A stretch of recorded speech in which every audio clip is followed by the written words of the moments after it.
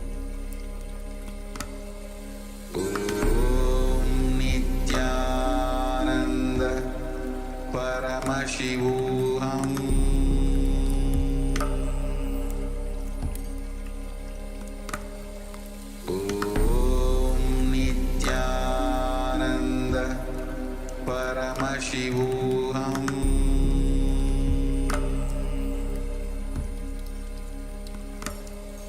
Om Nityananda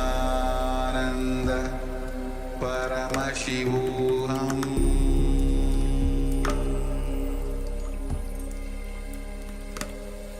Om Nityananda Paramashivoham.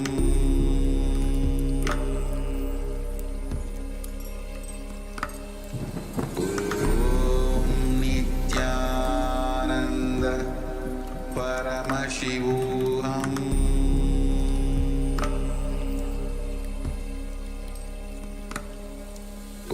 Om Nityananda Paramashivoham.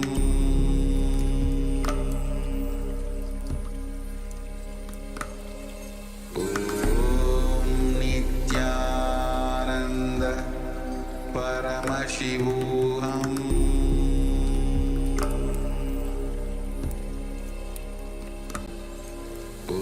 Om Nityananda Paramashivoham.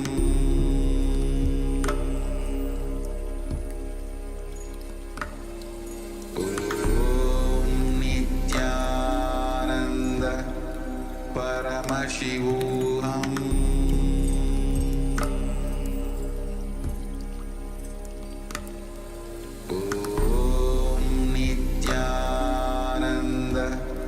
Paramashivoham.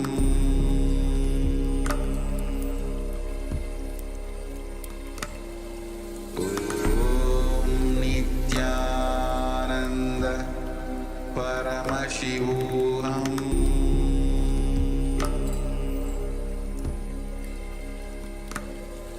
Om Nityananda Paramashivoham.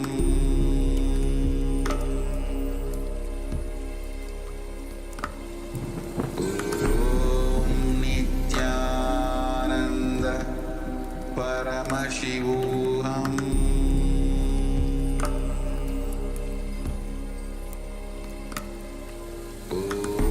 Om Nityananda Paramashivoham.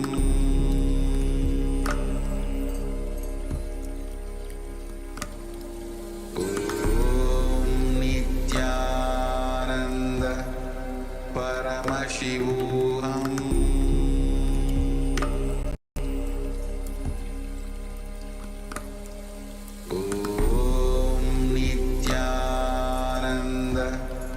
Paramashivoham. Om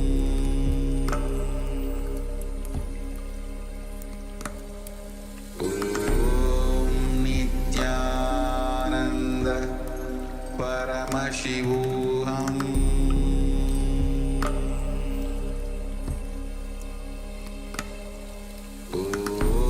Om Nityananda Paramashivoham.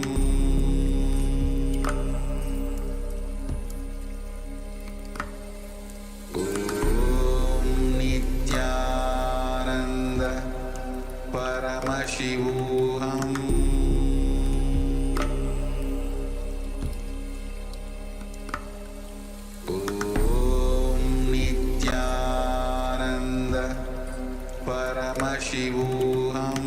Om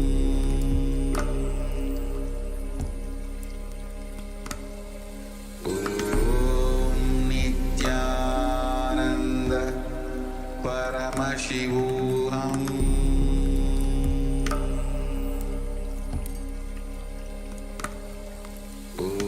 Om Nityananda Paramashivoham.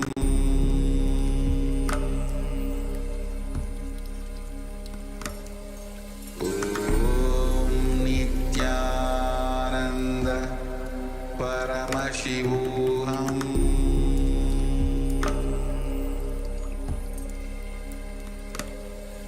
Om Nityananda Paramashivoham.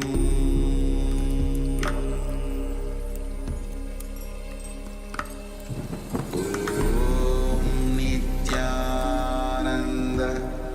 Paramashivoham.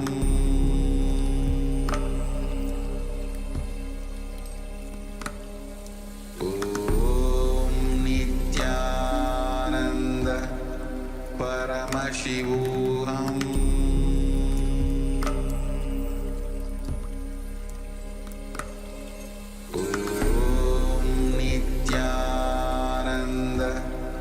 Paramashivoham.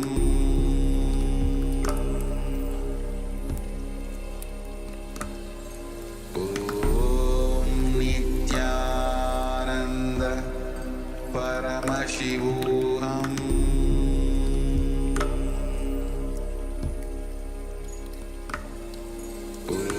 Om Nityananda Paramashivoham. Paramashivoham.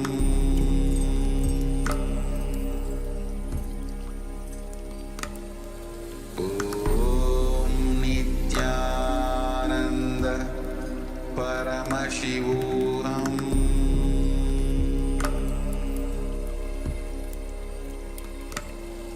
Om Nityananda Paramashivoham.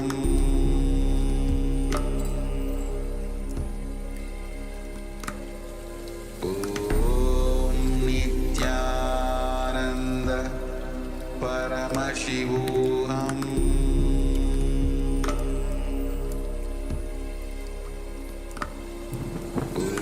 Om Nityananda Paramashivoham.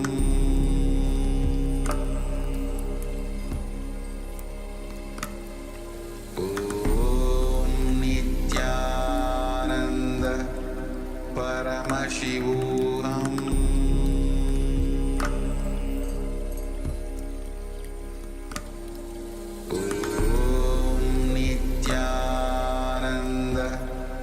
Paramashivoham.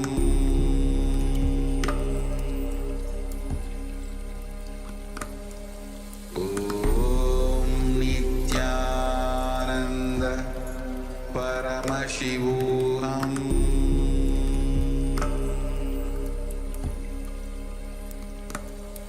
Om Nityananda Paramashivoham.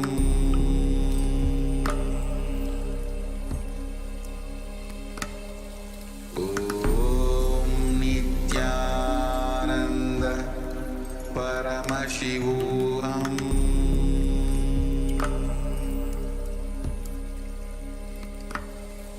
Om Nityananda Paramashivoham. Om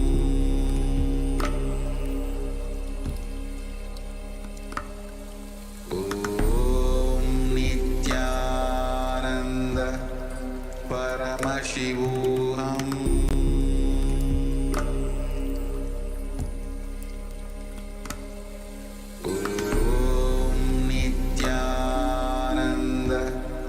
Paramashivoham.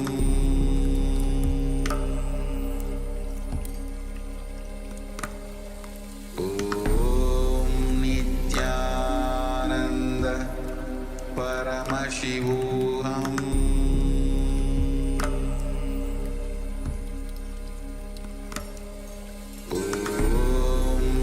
Nityananda Paramashivoham.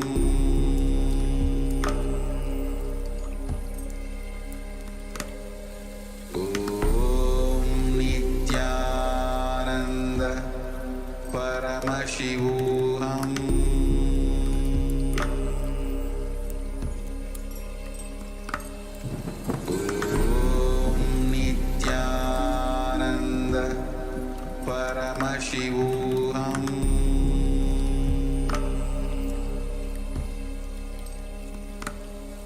Om Nityananda Paramashivoham.